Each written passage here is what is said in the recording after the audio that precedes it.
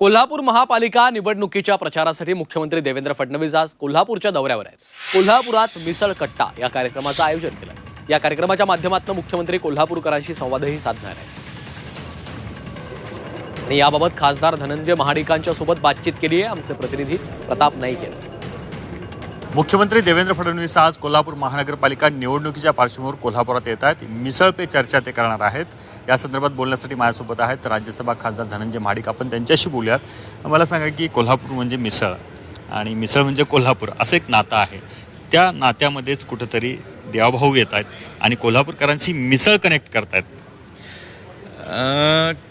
कोल्हापूर किंवा महाराष्ट्रातल्या निवडणुका अंतिम टप्प्यामध्ये आलेल्या आहेत आणि कोल्हापूरमध्ये आज सन्माननीय मुख्यमंत्री महोदय येत आहेत.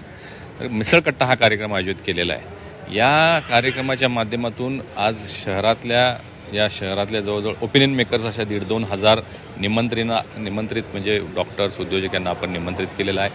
इंडस्ट्रियलिस्ट आहेत आणि कोल्हापूर संदर्भात त्यांच्या ज्या काही कल्पना आहेत त्या मांडण्याचा आज इथं प्रयत्न होणार आहे. प्रश्न त्या संदर्भात इथं विचारले जाणार आहेत. टॉक शो होणार आहे. पारंपरिक पद्धतीला फाटा देत म्हणजे सभा, मेळावे, रोड शो, रॅली हे न करता हा एक युनिक कन्सेप्ट आम्ही इथं आज अवलंबतोय आणि मला वाटते तो सगळ्या नागरिकांना भावेल, पसंती पडेल. खरं तर आपण बघतो की 20 प्रभाग आहेत. 20 प्रभागाची रचना पाहिली तर खूप मोठे आहेत.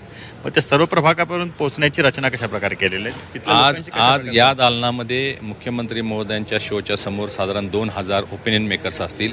20 प्रभागातील 40 ठिकाणी आम्ही मोठ्या स्क्रीन्स लावलेले आहेत. प्रत्येक स्क्रीनच्या समोर 1,500 ते 2,000 नागरिक उपस्थित राहतील.